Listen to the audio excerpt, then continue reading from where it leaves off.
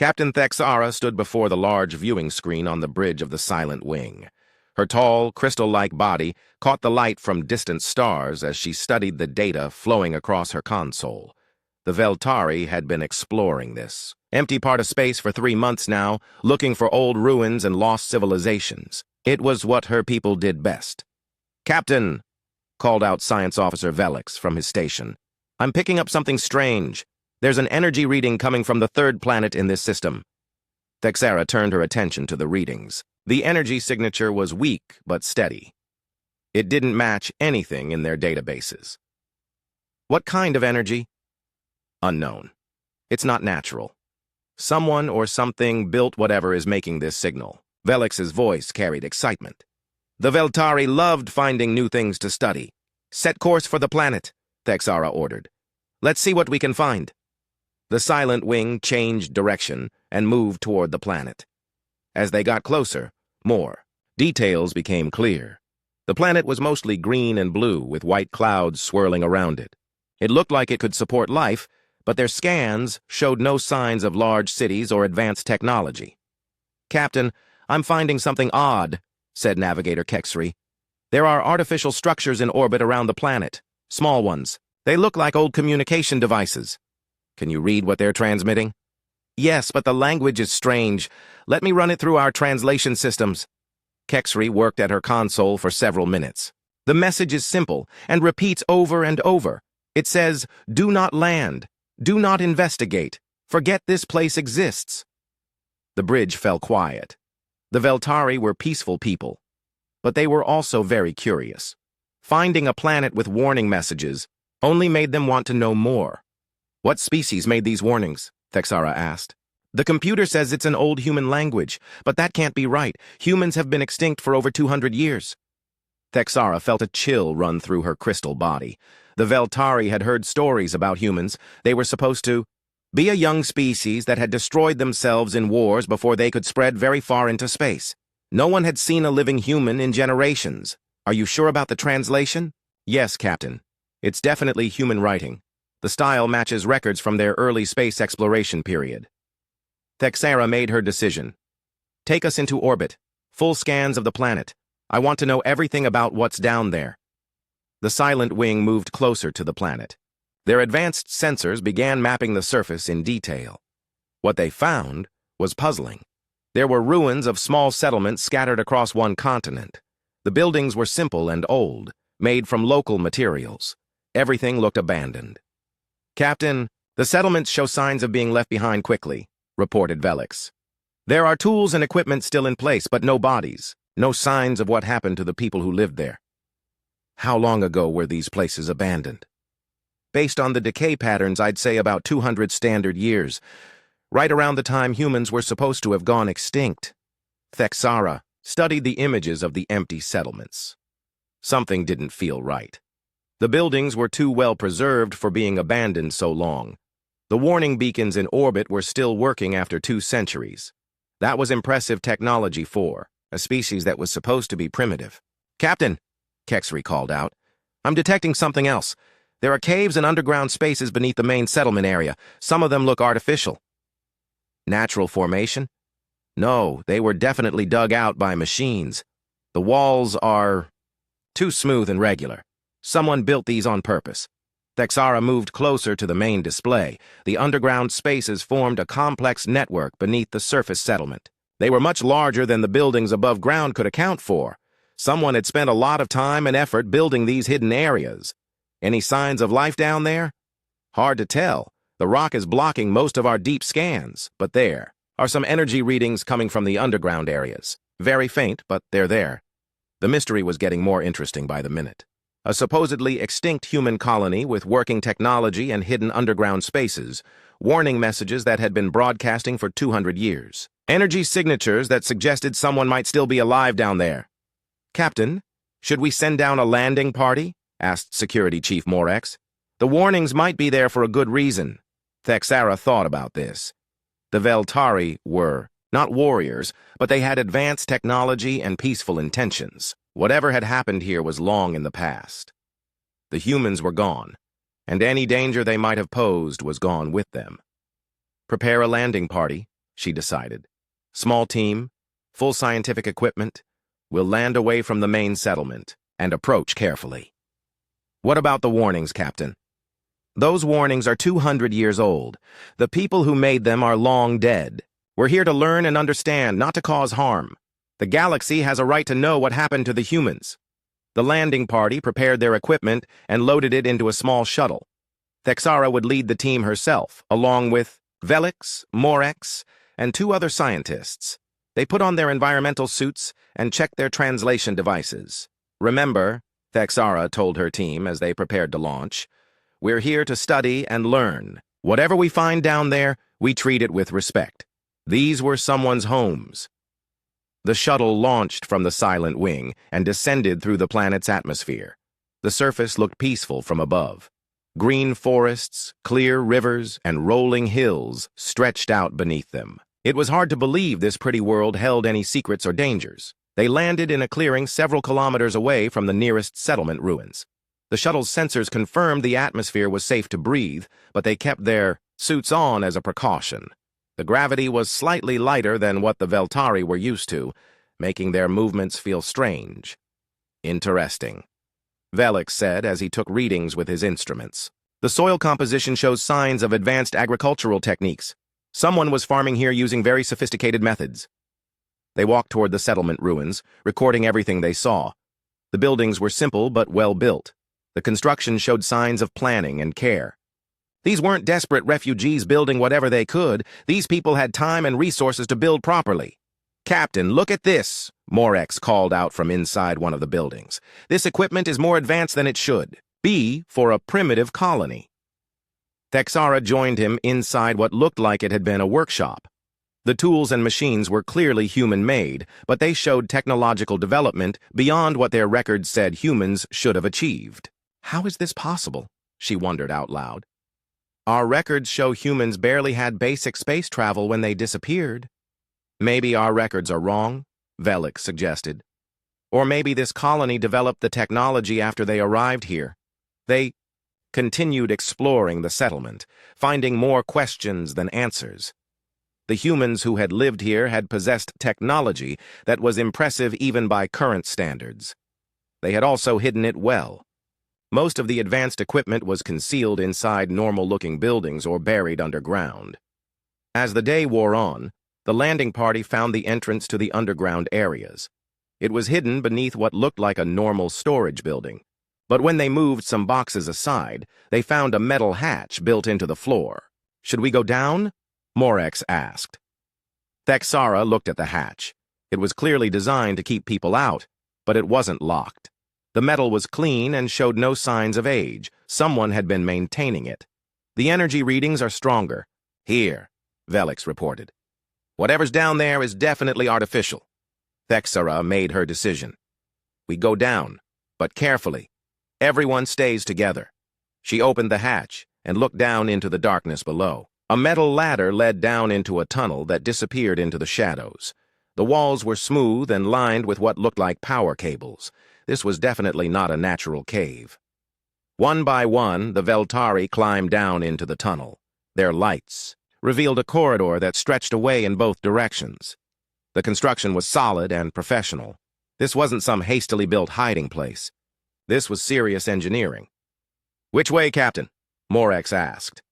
Before Thexara could answer, lights began coming on in the tunnel. Soft white lights that illuminated the corridor in both directions. The Veltari froze, their weapons ready. Someone's here, Velix whispered. Or something automatic sensed us, Thexara replied, but she wasn't sure she believed it. They had found their mystery. The question now was whether they were ready for whatever answers waited in the darkness ahead. The lights in the tunnel stayed on as the Veltari team moved forward. Captain Thexara led the way, her crystal body reflecting the soft white glow from the walls. Behind her, the other team members kept their scanning devices ready and their weapons within easy reach. The tunnel was wider than it had first appeared. 2 Veltari could walk side by side without touching the walls. The construction was impressive. Smooth metal panels covered every surface, and the air felt fresh and clean. Someone was definitely maintaining this place. Captain, whispered Velix. My instruments are picking up more energy sources ahead. much stronger than what we detected from orbit. Any signs of life? Hard to tell. There's too much interference from whatever technology they're using down. Here. They walked for about 10 minutes before the tunnel opened into a larger chamber. The Veltari stopped and stared. The room was huge, with a high ceiling supported by metal beams. Machines lined the walls, their purposes unknown, but their operation clear from the soft humming sounds they made. "This is impossible," Morex said, quietly. "The surface settlement could never support technology like this." Before anyone could respond, a section of the far wall slid open. Light spilled out from the opening and figures began to emerge. The Veltari raised their weapons, then stopped in surprise. The figures were human, definitely human, but not quite. Like the humans in their historical records, these people moved with a grace and coordination that seemed almost unnatural. They were dressed in simple gray clothing, but they carried advanced-looking devices. "Welcome," said one of the humans, a man who appeared to be their leader. He was tall and lean, with dark hair and calm eyes. "I am Hyun. Please lower your weapons. We mean you no harm." The Veltari looked at each other in shock. Humans were supposed to be extinct, yet here was a whole group of them, alive and speaking perfect Veltari language. "How do you know our language?" Thexara asked, though she did signal for her team to lower their weapons. "We have been monitoring galactic communications for many years," Hyun replied. "We learn quickly." A woman stepped forward from the group of humans. She was shorter than Hyun, with intelligent eyes and gentle features. "I am Nari, chief scientist for our community. We apologize for the deception, but we had hoped you would heed the warnings and leave." "You're human," Velix said, still unable to believe what he was seeing. "But humans are extinct. Our records show your species died out over 200 years ago." Hyun and Nari exchanged a look that seemed to communicate more than words. There was something about the way they moved, together, as if they could read each other's thoughts. "Your records are partially correct," Nari said carefully. "The human civilization you knew about did end, but some of us survived. We came here to live in peace." Another human joined them, a man with serious eyes and the bearing of a soldier. "I am Tay, head of security for our colony. Captain Thexara. We respect the Veltari as a peaceful people, but your presence here creates problems for us." "What kind of problems?" Thexara asked. "We're scientists. We only want to learn and understand." "The problem is not with you personally," Hyun explained. "The problem is that you found us. We have worked very hard to remain hidden from the galaxy." "But why?" Morex asked. "The Veltari have no quarrel with humans. Most species would welcome the discovery that humans still exist." The humans looked at each other again. There was that strange coordination in their movements, as if they were having a conversation without words. It made the Veltari team uncomfortable. Perhaps it would. "Be better if we showed you our community," Nari suggested. "You've come this far. You deserve to understand what you've found." Hyun nodded, though he didn't look happy about it. "Yes, but understand that what you see here must remain secret. The safety of many people depends on it." Tay stepped closer to the Veltari team. His movement was fluid and precise, like a predator that had been trained for combat. "I hope you understand what we're asking of you."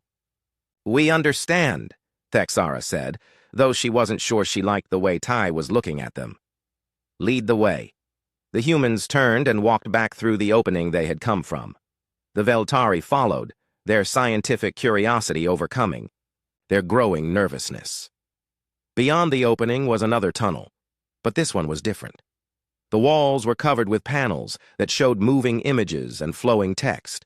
Information was being displayed in dozens of languages, including several the Veltari didn't recognize. "How many languages do you know?" Velix asked, studying the displays. "All of them," Nari replied simply. "We find languages easy to learn." They walked through more corridors and chambers. The underground complex was much larger than the Veltari had imagined. They passed rooms full of advanced computers, workshops with machines they couldn't identify, and gardens where food was growing under artificial lights. "How many people live down here?" Thexara asked. About 3,000 in this facility, Hyun answered. There are other facilities as well. Other facilities? You mean there are more human settlements? Hyun stopped walking and turned to face her. Captain Thexara, what I'm about to show you is the reason we must remain hidden. Please remember that we chose isolation to protect others, not ourselves. They entered a vast chamber that took the Veltari's breath away. The ceiling was so high it disappeared into shadows above them. The floor was filled with workstations where hundreds of humans were busy with various tasks. But what shocked the Veltari was how they worked. The humans moved together like parts of a single organism. When one person needed a tool, another would hand it to them without being asked. When someone encountered a problem, others would gather to help before the problem was even explained. They worked in perfect silence, yet they clearly understood each other completely. This is impossible, Velix whispered. How do they coordinate like that? Nari heard him and smiled sadly. That is exactly why we must stay hidden. We are not quite the same as the humans your records describe. A young woman approached them. She was small and moved with the same fluid grace as the others. But there was something different about her. She seemed less connected to the group, more individual. I am Mira, she said to the Veltari. I'm one of the youngest members of our council. I wanted to meet you because I've never seen non-humans before, Mira, Tay said in a warning tone. Remember the protocols? I know, Mira replied, but she smiled at the Veltari team. It's just exciting. We've been alone for so long. How long exactly? Thexara asked. Our ancestors arrived here 237 years ago, Hyun explained. They were refugees from Earth, fleeing something terrible. What were they fleeing from? Hyun and Nari exchanged another one of their wordless communications. The other humans in the chamber had stopped their work and were watching the conversation. The Veltari noticed that they all seemed to be listening with the same expression on their faces. They were fleeing from themselves, Nari said finally, from what they had become. I don't understand. Our ancestors were part of an experiment, Mira said, ignoring another warning look from Tay. They were changed, enhanced, made into something more than normal humans. Enhanced how? In many ways, Nari replied. Stronger, faster, smarter, but the most important change was to our minds. We can share thoughts and coordinate our actions in ways normal humans cannot. Velix looked around at the working humans with new understanding.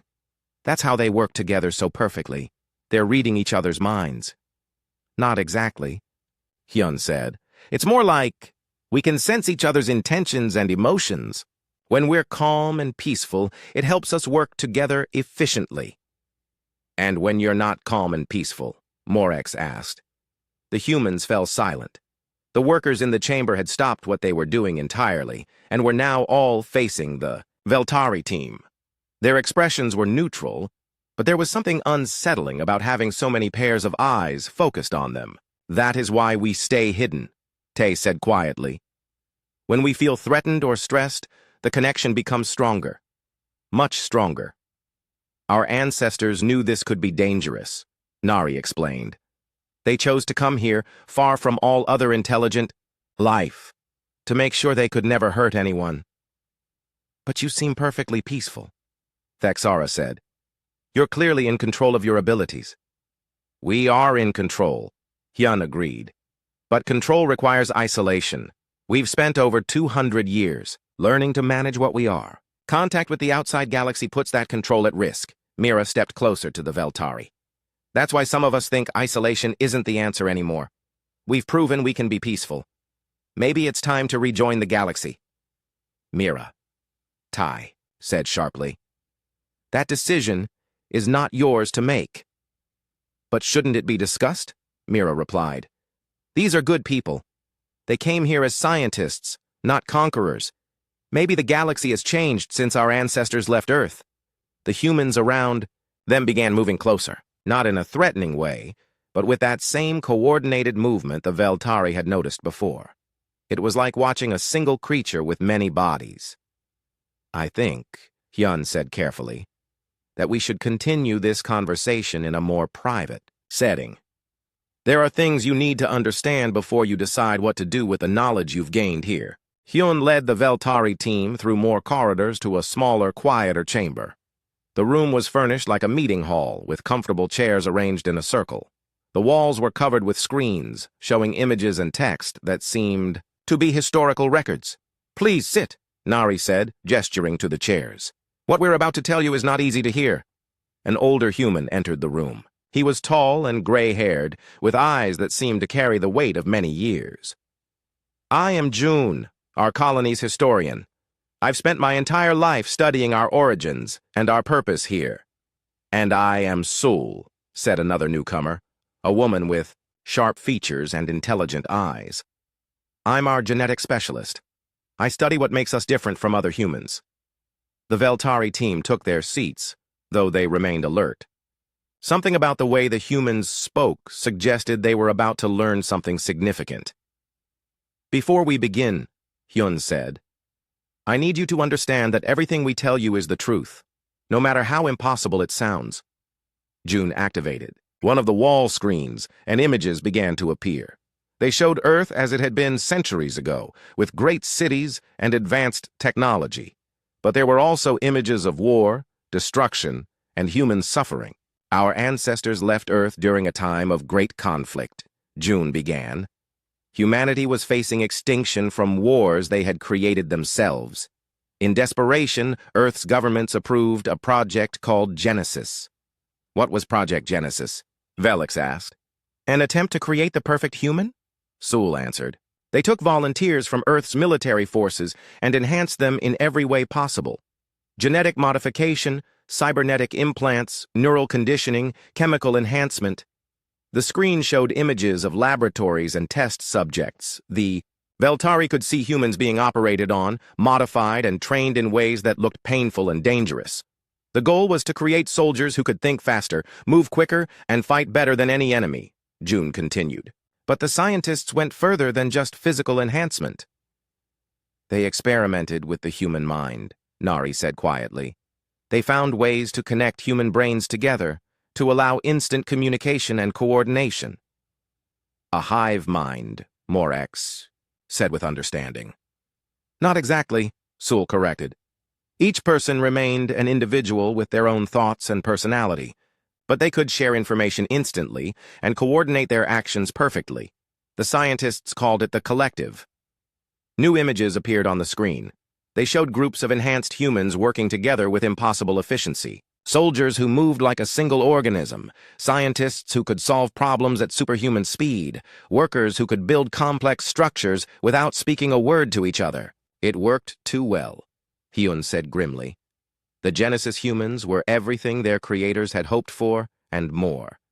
They were perfect soldiers, perfect workers, perfect problem solvers." "Then what went wrong?" Thexara asked. June changed the images on the screen. Now they showed chaos and destruction, cities burning, governments falling, and masses of people fleeing in panic. The collective was designed to activate during times of stress or danger, he explained. When the Genesis humans felt threatened, they would automatically link together into a single coordinated group. The more stressed they became, the stronger the connection grew. And the stronger the connection, the more capable they became, Sul added. A small group of Genesis humans in full collective mode could outthink and outfight entire armies of normal humans. The Veltari team watched in horror as the images showed what happened next. The Genesis humans had not turned evil or violent, but their very existence had made normal humans feel obsolete and threatened. Fear had led to conflicts, and conflicts had triggered the collective response.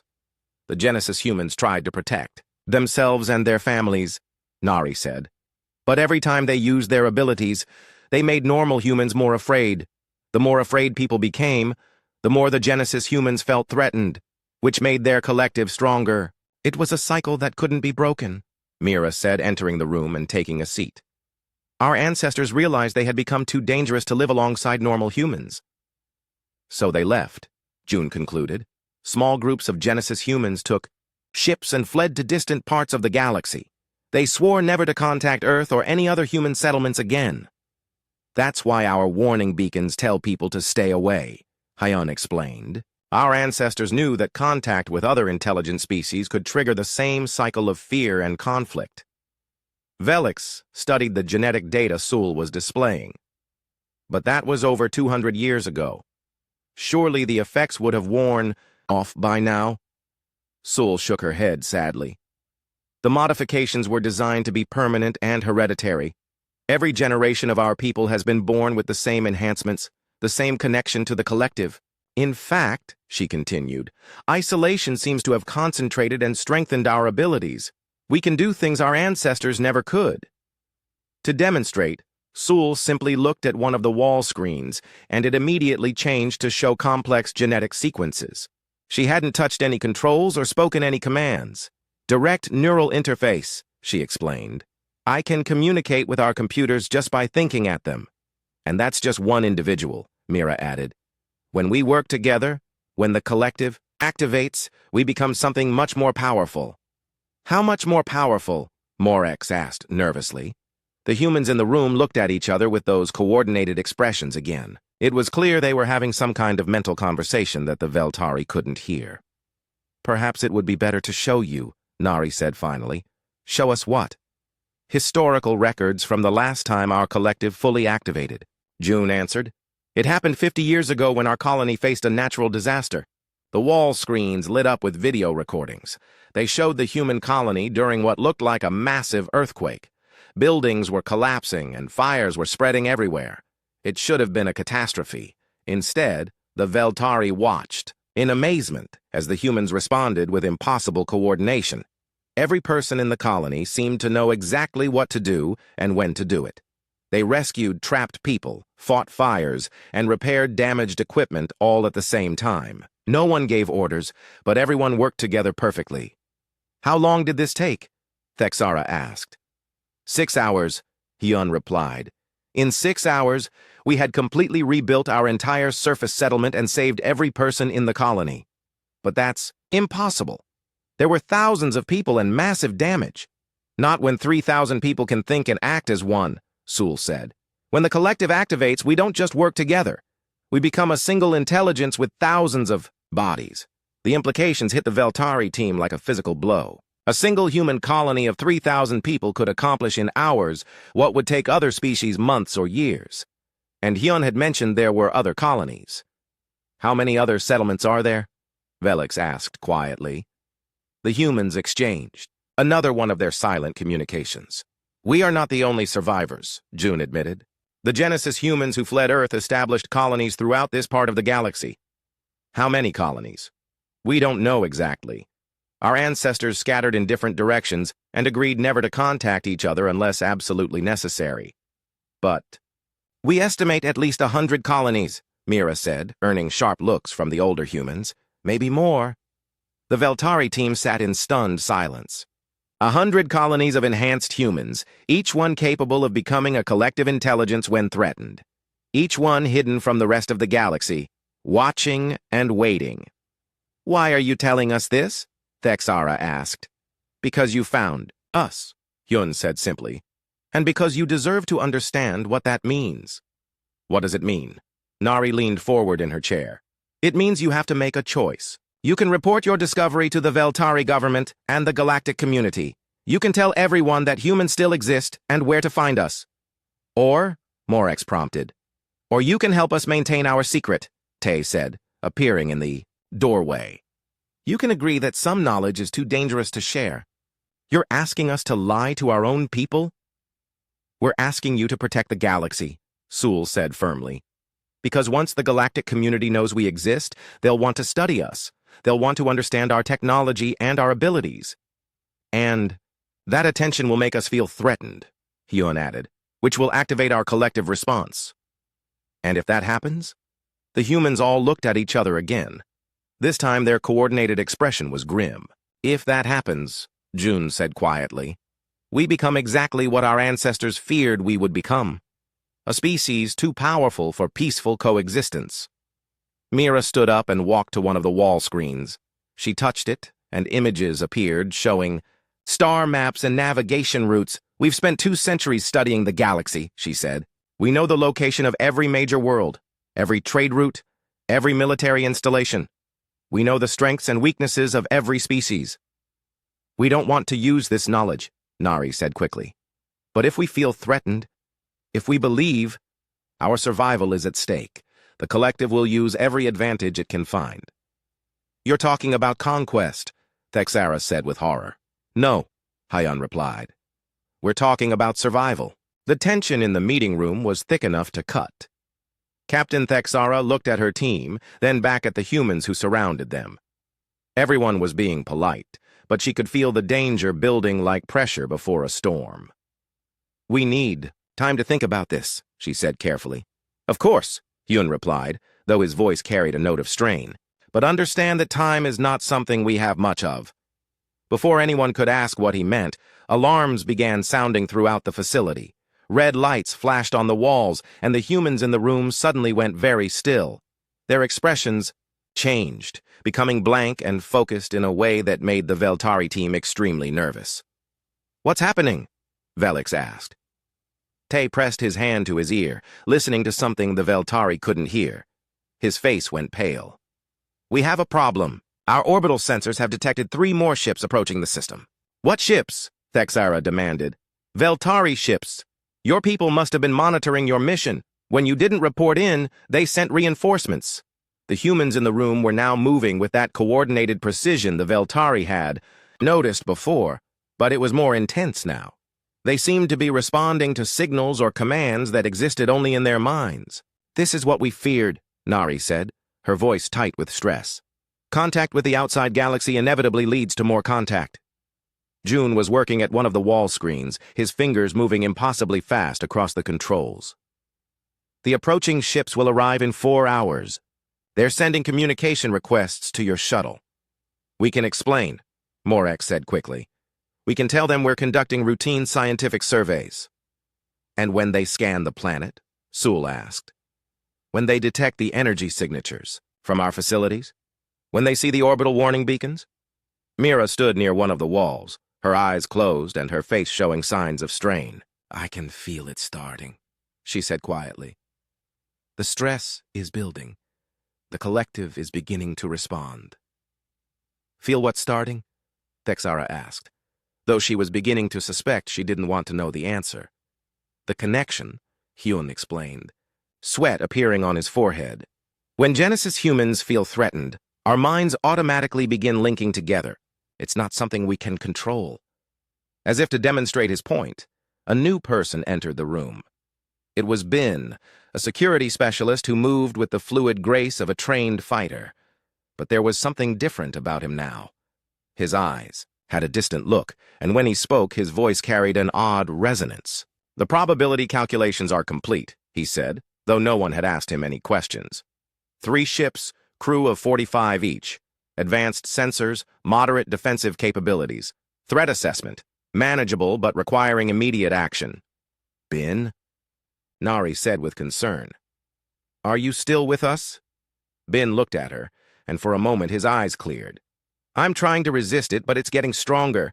I can hear all of you thinking. I can feel the fear and the urgency building. More people began entering the room. They moved in perfect synchronization, their individual personalities seeming to fade as something larger took control. The Veltari team pressed closer together, recognizing that they were witnessing something extraordinary and terrifying. How many people are affected? Tay asked, though his own voice was beginning to carry that same resonant tone. Approximately 30% of the colony so far, replied a woman who had just arrived. The Veltari hadn't seen her before, but she spoke as if she had been part of the conversation from the beginning. The percentage is increasing as stress levels rise. Hana, the colony's medical officer, approached the group with a device in her hands. She was scanning the Veltari team with equipment that hummed and beeped in complex patterns. Interesting physiology, she said, though she seemed to be speaking to the air rather than to any specific person. Crystal-based biology, with electrical neural pathways, defensive capabilities minimal, no significant threat to human survival. Hana, what are you doing? Hyun asked, though his own voice was starting to change. Gathering data, she replied simply. The collective needs to understand all variables to make optimal decisions. Sol had joined the group of partially connected humans. She was working at multiple computer terminals simultaneously, her hands moving in perfect coordination, even though she was looking in different directions. "I'm analyzing the approaching ship's technology," she announced. "Their sensors can be fooled, their communication systems can be intercepted, their navigation can be disrupted." "You're talking about attacking them," Thexara said with growing horror. "Not attacking," corrected Bin, his personality now almost completely submerged into the collective voice. "Protecting. The approaching ships represent a threat to human security. The threat must be neutralized." Mira was still fighting against the connection, her individual personality struggling to maintain control. "This is wrong," she said, her voice strained. "These are peaceful people. They don't deserve to be hurt." "Individual emotional responses are noted but not relevant to survival calculations," replied the collective voice that was now speaking through several people at once. "Sentiment cannot override necessity." The room was filling with more people, all moving and speaking in perfect coordination. They were working at computer terminals, analyzing data, and making preparations that the Veltari couldn't understand, but felt certain were dangerous. "We never wanted this," Hayan said, and for a moment his individual voice broke through the collective resonance. "We came here to be alone, to be peaceful. Peace is maintained through strength," the collective replied through multiple voices. "Isolation is maintained through deterrence." Kang, an elderly colony leader, entered the room. Unlike the others, he seemed to be maintaining his individuality, though the strain showed on his face. "Captain Thexara," he said urgently, "you and your team need to understand what's happening. The collective isn't evil or malicious. It's a survival mechanism that activates when Genesis humans feel threatened. Can you stop it?" "Not once it reaches critical mass. Right now, about half our population is connected. When it reaches 75%, individual resistance becomes impossible." The collective voice spoke through Bin and several others. "Threat assessment complete. Optimal response determined. Approaching ships will be disabled and their crews taken into protective custody. Colony security will be maintained." "Protective custody?" Velix asked. "The crews will be unharmed, but prevented from leaving or communicating with the outside galaxy," Kang explained. "The collective doesn't want to hurt anyone, but it cannot allow the colony's location to be revealed." Hana approached with more medical equipment. "Veltari physiology suggests they can be safely placed in suspended animation for extended periods. This will prevent suffering while ensuring security." "You're talking about making us prisoners," Morex said. "You're talking about protecting us," the collective voice corrected. "Your arrival has created an unstable situation. Stability must be restored." Saul looked up from her computer work, her eyes now completely distant. "Analysis of galactic communication. Networks 90% complete. We have identified optimal methods for preventing information about this colony from spreading." "What methods?" Thexara demanded. "Communication satellites can be selectively disrupted. Computer databases can be edited. Memory engrams can be modified." The implications hit the Veltari team like a physical blow. The collective wasn't just planning to detain them and the approaching ships.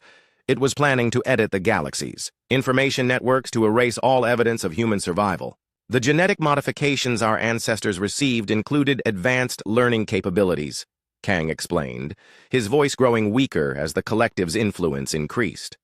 "When the collective activates, those capabilities are shared among all connected individuals. We learn fast," Bin said in that eerily coordinated voice. "We learn everything." Multiple screens around the room lit up with information. Star charts, communication protocols, weapons specifications, and detailed analyses of every major species in the galaxy. The humans had been gathering intelligence for centuries, and now the collective was processing all of it simultaneously. "In approximately 6 hours, we will have complete understanding of all galactic civilizations," announced Hana. "We will know their weaknesses, their communication methods, their response patterns." "And then?" Thexara asked, though she dreaded the answer. "Then we will implement the optimal solution for ensuring continued human survival." "The collective," voice replied. Mira made one last effort to resist the connection. "Please," she said to the Veltari team, "you have to understand, we're not monsters. We're just afraid." But even as she spoke, Her eyes began to take on that distant look. One by one, the last individual personalities were being absorbed into the growing collective consciousness. Kang was the only one left fighting the connection. "Captain Thexera," he said desperately, "you have perhaps 1 hour before the collective reaches full activation. After that, it will implement whatever plan it believes will best protect human survival." What kind of plan? "The kind that ensures no other species will ever be able to threaten us again," he replied, and then his expression went blank as the collective finally claimed him too. The collective consciousness had fully taken hold. Every human in the chamber moved with perfect coordination. Their individual personalities merged into something larger and more powerful. The Veltari team watched in fascination and terror as 3,000 people became a single thinking entity. When the collective spoke, it used the voice of Day, a young engineer who had not been present during their earlier conversations. But the voice carried the authority and knowledge of the entire colony. "Captain Thexera," Day said, though the words seemed to come from everyone in the room at once. "We apologize for this development. The collective activation was not planned, but it was inevitable given the circumstances." "What happens now?" Thexera asked, trying to keep her voice steady. "Now we must make a decision about you and your people," the collective replied through multiple voices. "Your arrival has created a problem that requires a solution." Information flowed across the wall screens at impossible speeds. The collective was processing centuries of accumulated data, analyzing every possible outcome of their discovery. The Veltari could see star maps, population statistics, military assessments, and technological analyses scrolling past faster than anyone could read. "We have calculated 47 by 392 different scenarios based on your discovery of our colony," Day announced. "In 89.7% of these scenarios, revealing our existence leads to conflict between enhanced humans and the galactic community."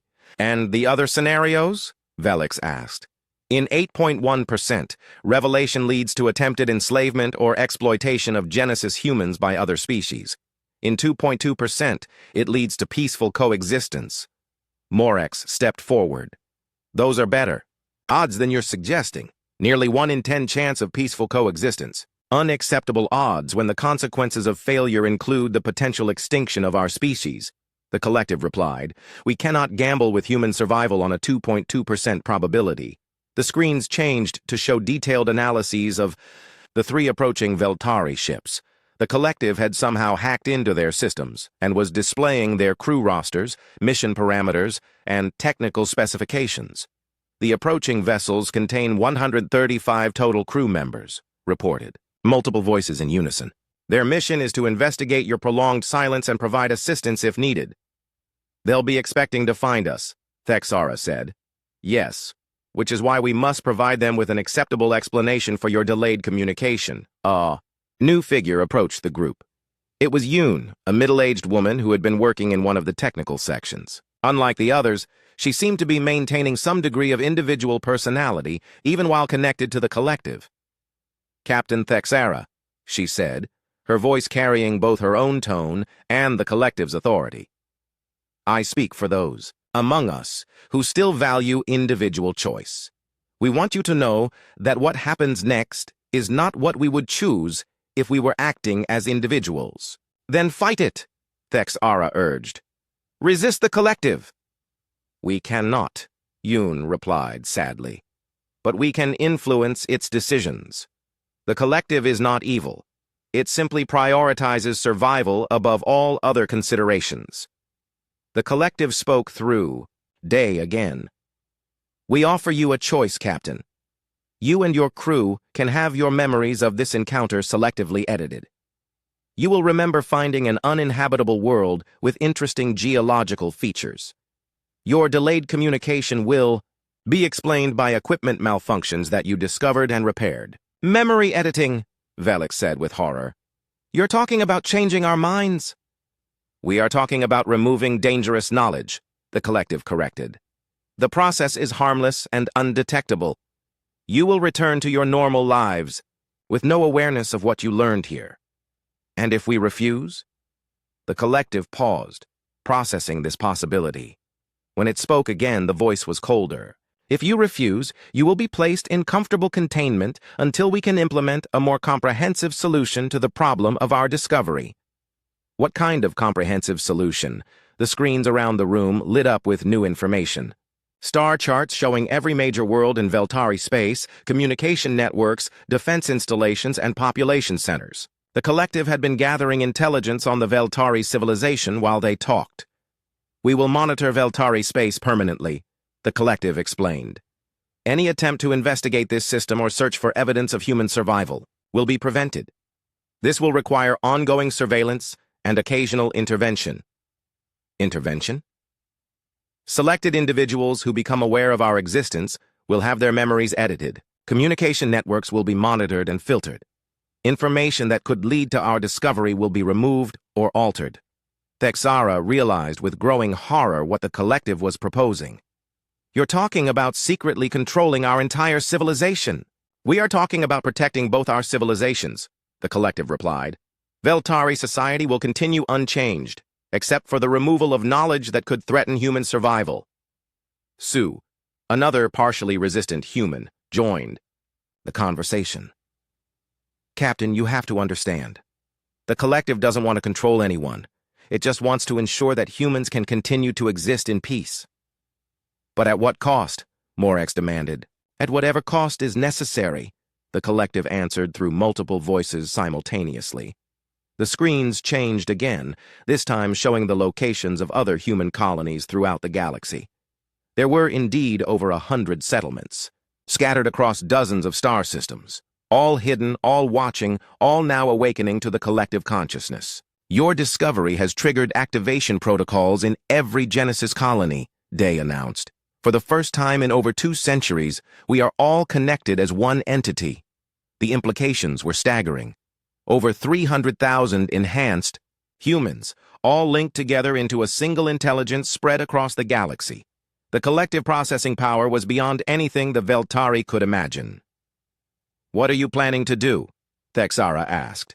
We are implementing the optimal solution for long-term human survival, the collective replied.